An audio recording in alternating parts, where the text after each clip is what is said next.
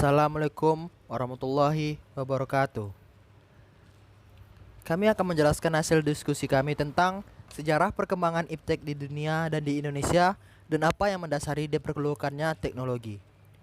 Disusun oleh Rifki Ramadan, Sadikin Bancin, Bintang Arsyad, dan Andrian dari kelas 12 IPA 1. Tentang perkembangan iptek di dunia akan dijelaskan oleh saudara kami Sadikin Bancin. Kepada Sadikin Bancin kami persilahkan. Nama saya Sadikin Bancin. Saya akan menjelaskan tentang perkembangan iptek di dunia. Perkembangan iptek sejalan dengan laju peradaban manusia di muka bumi. Sejalan dengan berkembangnya zaman, iptek yang pada awalnya adalah salah satu kebudayaan manusia, sekarang menjadi pencipta suatu alat untuk membantu aktivitas manusia. Sejarah perkembangan iptek dapat dibuat periodisasinya sebagai berikut. 1. Zaman prasejarah. 4 juta tahun yang lalu, pada zaman prasejarah, atau yang dikenal dengan zaman batu, telah lahir iptek, yakni dengan mengembangkannya, mengamati, membedakan, memilih, dan melakukan percobaan. Berdasarkan proses tersebut, lambat laun terciptalah kemampuan untuk melakukan pekerjaan. Misalnya pembuatan alat-alat untuk berburu dari batu, dan terus alat-alat tersebut disempurnakan untuk memperoleh buruan yang maksimal. Semula hasil buruan tersebut dikumpulkan dan dimakan langsung. Namun, setelah mereka mengenal api, mereka menggunakan untuk memasak hasil buruan tersebut. Hal ini mendorong mereka membuat periuk dan barang pecah lainnya. Kemudian dalam perkembangan mereka mulai bercocok tanam dan bertani dengan peralatan yang sudah meningkat. Dari penggunaan batu sampai penggunaan logam. Ilmu pengetahuannya pun semakin meningkat. Periodisasi yang kedua itu zaman Yunani 600 sampai 200 sebelum Masehi. Pada zaman inilah ditemukan ahli-ahli dari ilmu yang dipelajari sekarang, seperti yang bernama Pythagoras 580 sampai 500 sebelum Masehi, yang telah menciptakan hukum atau dalil Pythagoras yang ilmuwan matematika. Socrates 470 sampai 399 sebelum Masehi. Plato 427 sampai 347 sebelum Masehi, dan muridnya Aristoteles 384 sampai 322 sebelum Masehi. Di zaman ini pula terdapat ilmuwan yang melahirkan ilmu yang sangat penting. Di antaranya Euclid 330 sebelum Masehi yang menciptakan ilmu ukur dan disusunnya secara cermat. Archimedes 287 sampai 212 sebelum Masehi yang menemukan gaya angkat dalam udara yang sering kita kenal sebagai gaya Archimedes. 3. Zaman 31 sebelum Masehi sampai 628 Masehi. Sebelum Islam datang. Pada zaman ini, oleh para ilmuwan sering muncul zaman bayangan. Hal ini disebabkan oleh perkembangan ilmu pengetahuan yang sudah ada sejak zaman Yunani menjadi terhenti di Eropa. Karena pada zaman tersebut berkembang pula Kristen yang berkuasa di Eropa, yang menyebabkan semua kehidupan diatur dengan doktrin gereja atau hukum dan ketentuan Tuhan, menghasilkan manusia menjadi bebas berpikir, sehingga menyebabkan kemunduran bagi perkembangan ilmu pengetahuan. Setelah Islam datang, masa kejayaan itu bermula saat Rasulullah mendirikan pemerintahan Islam, yakni Daulah Khilafah Islamiyah di Madinah. Tongkat kepemimpinan bergantian dipegang oleh Abu Bakar As-Siddiq, Umar bin Khattab, Utsman bin Affan, Ali bin Abu Thalib, dan seterusnya. Pada masa selanjutnya, yaitu pada masa Bani Umayyah, disinilah umat Islam mengalami kemajuan pada iptek. Perkembangan ilmu pengetahuan teknologi pada masa Bani Umayyah pada umumnya berjalan seperti zaman asal Islam. Hanya pada perintisan dalam ilmu logika, yaitu filsafat dan ilmu eksakta. Perkembangan ilmu pengetahuan pada masa ini masih berada pada tahap awal, yang merupakan masa inkubasi. Para pembesar Bani Umayyah kurang tertarik pada ilmu pengetahuan kecuali Yazid bin Muawiyah dan Umar bin Abdul Aziz. Ilmu yang berkembang di zaman Bani Umayyah adalah ilmu syariah, ilmu lisaniyah, dan ilmu tarikh. Selain itu, berkembang pula ilmu qiraat, ilmu tafsir, ilmu hadis, ilmu nahwu, ilmu bumi, dan ilmu-ilmu yang disalin dari bahasa asing. Pada masa Bani Abbasiyah disinilah masa-masa Islam.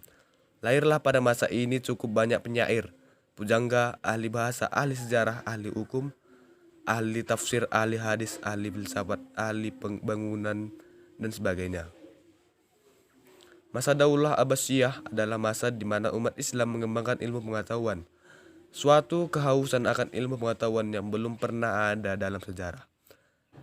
Kesadaran akan pentingnya ilmu pengetahuan untuk mengembangkan beberapa karya ilmiah seperti terlihat pada alam pemikiran Islam pada abad ke-8 Masehi, yaitu gerakan penerjemahan buku peninggalan Yunani dan Persia. Ilmu pengetahuan dipandang sebagai suatu hal yang sangat mulia dan berharga. Para khalifah dan para pembesarannya membuka kemungkinan seluas-luasnya untuk kemajuan dan perkembangan ilmu pengetahuan.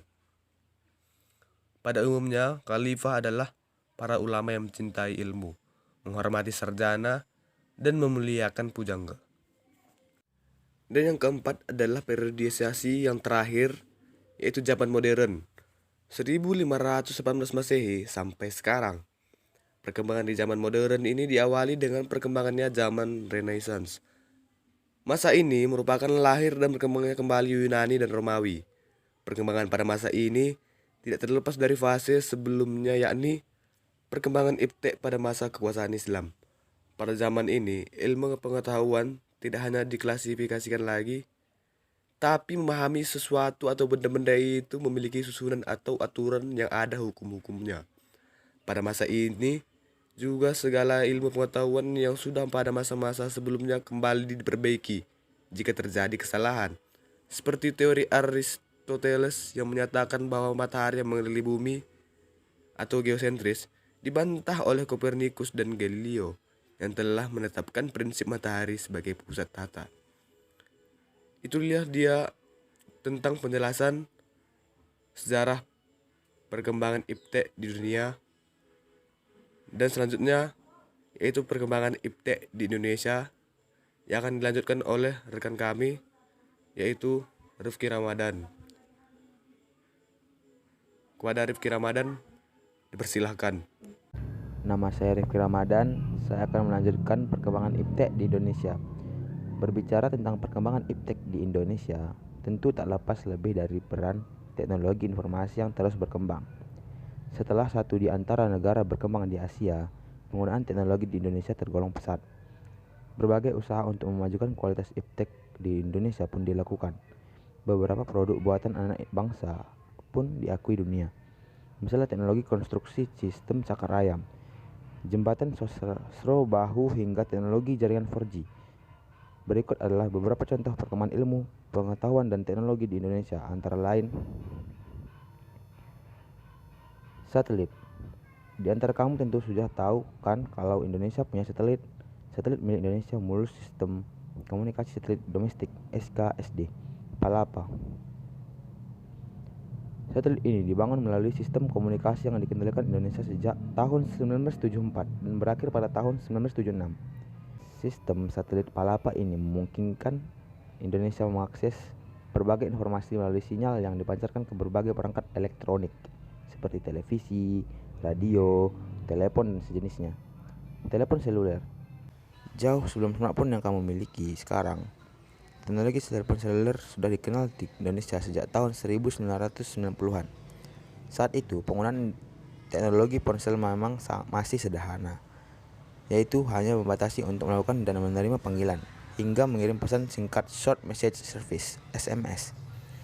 Awalnya, jenis telepon seluler yang dipasarkan di Indonesia sistem berteknologi AMPS (Advanced Mobile Phone System). Namun, karena memiliki kelemahan yang tidak dapat menjangkau daerah terpencil, telepon seluler pun beralih ke sistem teknologi global System Mobile (GSM). Penggunaan GSM terlihat dari banyak pemancar sinyal seluler base Transceiver Station (BTS) yang didirikan di daerah terpencil di Indonesia. Seiring perkembangannya, kini penggunaan telepon seluler pun jauh lebih kompleks. Dari hanya menerima panggilan yang berkirim pesan, jadi perangkat personal yang lengkap dengan berbagai aplikasi canggih, mulai dari memutar lagu, kamera, hingga mengakses jaringan internet. Televisi. Jauh sebelum YouTube, televisi menjadi media penyampai informasi yang sangat digemari di Indonesia. Perkembangan teknologi siaran televisi bermula dari ditemukannya alat teleskop elektronik oleh seorang mahasiswa dari Berlin yang bernama Paul Nipkow, yang menggunakan teleskop elektronik tersebut untuk mengirim gambar tanpa kabel dari satu tempat ke tempat lainnya pada tahun 1884. Di Indonesia, televisi memperkenalkan tahun 1962 dengan siaran televisi Republik Indonesia TVRI, yang kemudian mengalami perkembangan yang sangat signifikan dengan munculnya beberapa televisi swasta yakni RCTI, SCTV, TVI, Antv, TV7, Global TV, dan masih banyak yang lain lagi. Komputer dan internet. Pada tahun 1990-an, perkembangan iptek di Indonesia ditandai dengan memperkenalkannya sistem teknologi informasi dengan jaringan internet. Internet memanfaatkan jaringan berbagai komputer yang terhubung secara langsung online. Jaringan internet dapat digunakan untuk mengakses berbagai informasi yang dibutuhkan oleh masyarakat di bidang bisnis, telekomunikasi, dan pendidikan. Sebagai contoh, adanya fasilitas email, elektronik mail, setting, komunikasi langsung, dan dengan ditemukannya teknologi VoIP, Voice on Internet Protocol, di jaringan internet, kita semua bisa melakukan pembicaraan telepon jarak jauh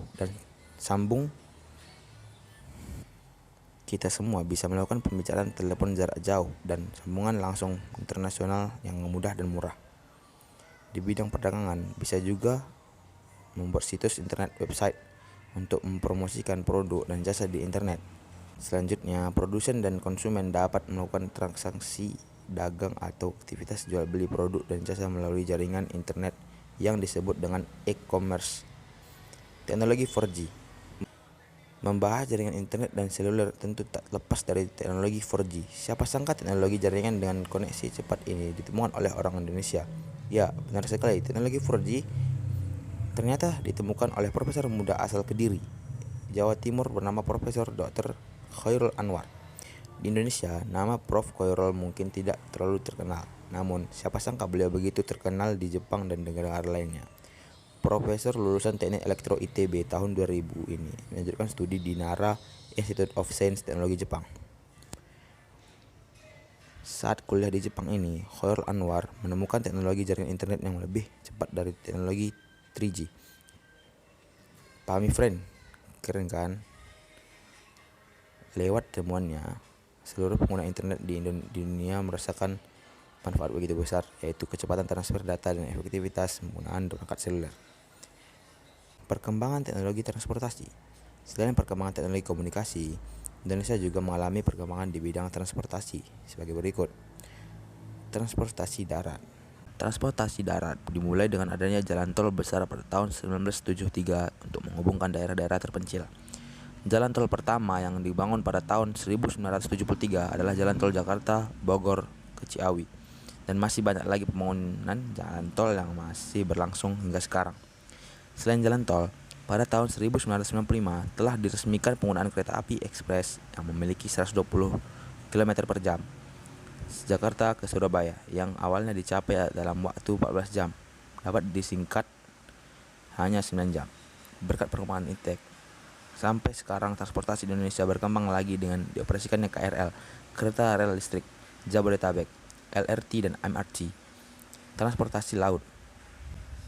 Bidang transportasi laut telah mengalami perkembangan pesat di Indonesia selama Repelita V. Upaya yang dilakukan pemerintah dalam pembangunan sarana transportasi laut adalah merehabilitasi dan meningkatkan kapasitas infrastruktur yang ada, perbaikan pelabuhan dan dermaga untuk memperkuat dan melintasi lintas antar pulau. Transportasi udara. Perkembangan transportasi udara tandai dengan semakin mudah dan cepatnya perjalanan melalui udara. baik antar pulau maupun antar negara, yaitu tersedianya pesawat angkutan penumpang dan maskapai penerbangan nasional seperti Garuda Indonesia, Merpati Air, Adam Air, Lion Air, Sriwijaya Air, Air Asia, dan lain-lain. Maskapai penerbangan di Indonesia menggunakan berbagai jenis pesawat penumpang seperti MD-2, Boeing 737-400, dan Fokker F-28. Dan di Indonesia juga memiliki industri pesawat terbang Nusantara (IPTN) di Bandung yang telah memproduksi helikopter dan pesawat terbang. Sekian dari Rifki Ramadan, selanjutnya akan dilanjutkan oleh Andrian.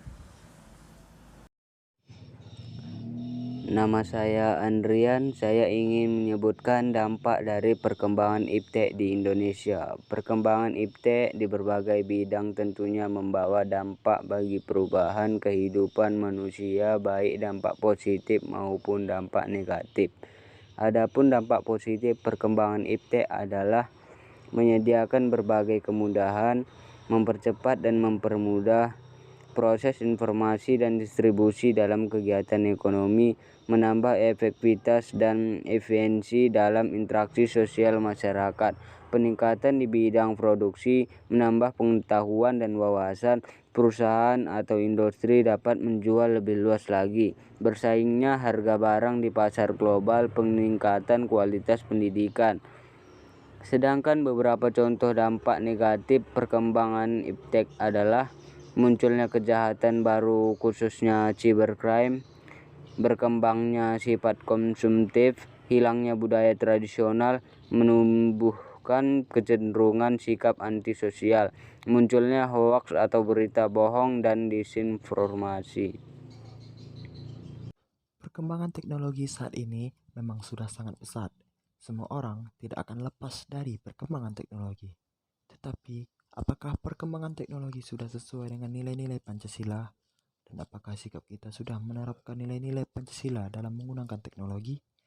Pertanyaan-pertanyaan itu muncul karena banyak orang yang menyalahgunakan perkembangan iptek. Pengertian Pancasila sebagai dasar nilai pengembangan ilmu dapat mengacu pada beberapa jenis pemahaman. Pertama, bahwa setiap ilmu pengetahuan dan teknologi yang dikembangkan di Indonesia haruslah tidak bertentangan dengan nilai yang terkandung dalam Pancasila. Kedua, bahwa setiap ilmu pengetahuan teknologi yang dikembangkan di Indonesia harus menyertakan nilai-nilai Pancasila sebagai faktor internal pengembangan iptek itu sendiri. Ketiga, nilai-nilai Pancasila berperan sebagai rambu normatif bagi pengembangan iptek di Indonesia. Artinya, mampu mengendalikan iptek agar tidak keluar dari cara berpikir dan cara bertindak bangsa Indonesia.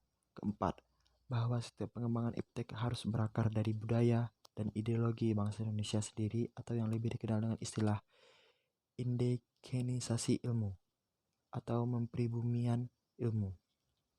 Pengertian Pancasila sebagai dasar pengembangan ilmu mengandung konsekuensi yang berbeda-beda.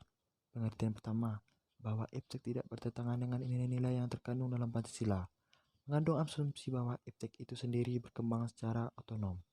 Kemudian dalam perjalanannya dilakukan adaptasi dengan nilai-nilai Pancasila. Setiap iptek yang dikembangkan di Indonesia harus menyertakan nilai-nilai Pancasila sebagai faktor internal, mengandaikan bahwa sejak awal pengembangan iptek sudah harus melibatkan nilai-nilai Pancasila. Namun keterlibatan nilai-nilai Pancasila ada dalam posisi tarik ulur. Artinya, ilmuwan dapat mempertimbangkan sebatas yang mereka anggap layak untuk dilibatkan. Pengertian selanjutnya bahwa nilai-nilai Pancasila berperan sebagai rambu normatif bagi pengembangan iptek mengasumsikan bahwa ada aturan main yang harus disepakati oleh para ilmuwan sebelum ilmu itu dikembangkan. Namun, tidak ada jaminan bahwa aturan main itu akan terus ditaati dalam perjalanan pengembangan iptek itu sendiri. Sebab, ketika iptek terus berkembang, aturan main seharusnya terus mengawal dan membayangi agar tidak terjadi kesenjangan antara pengembangan iptek dan aturan main. Pengertian berikutnya yang menempatkan bahwa setiap pengembangan iptek harus berakar dari budaya dan ideologi bangsa Indonesia itu sendiri. Sebagai proses indigenisasi ilmu, mengandaikan bahwa Pancasila bukan hanya sebagai dasar nilai pengembangan ilmu, tetapi sudah menjadi paradigma ilmu yang berkembang di Indonesia. Untuk itu, diperlukan penjabaran yang lebih rinci dan pembicaraan di kalangan intelektual Indonesia. Sejauh mana nilai-nilai Pancasila selalu menjadi bahan pertimbangan bagi keputusan-keputusan ilmiah yang diambil.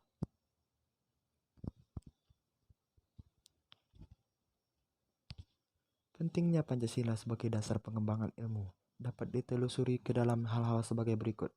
Pertama, pluralitas nilai yang berkembang dalam kehidupan bangsa Indonesia dewasa ini seiring dengan kemajuan iptek menimbulkan perubahan dalam cara pandang manusia tentang kehidupan. Hal ini membutuhkan renungan dan refleksi yang mendalam agar bangsa Indonesia tidak terjerumus ke dalam penentuan keputusan nilai yang tidak sesuai dengan kepribadian bangsa. Kedua, dampak negatif yang ditimbulkan kemajuan iptek terhadap lingkungan hidup berada dalam titik nadir yang membahayakan eksistensi hidup manusia di masa yang akan datang. Oleh karena itu, diperlukan tuntunan moral bagi para ilmuwan dalam pengembangan iptek di Indonesia. Ketiga, perkembangan iptek yang didominasi negara-negara barat dengan politik global itu ikut mengancam nilai-nilai khas dalam kehidupan bangsa Indonesia seperti spiritualitas, gotong royong, solidaritas, musyawarah, dan cita rasa keadilan. Oleh karena itu, diperlukan orientasi yang jelas untuk menyaring dan menangkal pengaruh nilai-nilai global yang tidak sesuai dengan nilai-nilai kepribadian bangsa Indonesia. Sekian yang kami berempat dapat sampaikan, dan sekian hasil diskusi kami. Lebih dan kurang kami mohon maaf. Wabillahi taufiq wal hidayah. Assalamualaikum warahmatullahi wabarakatuh.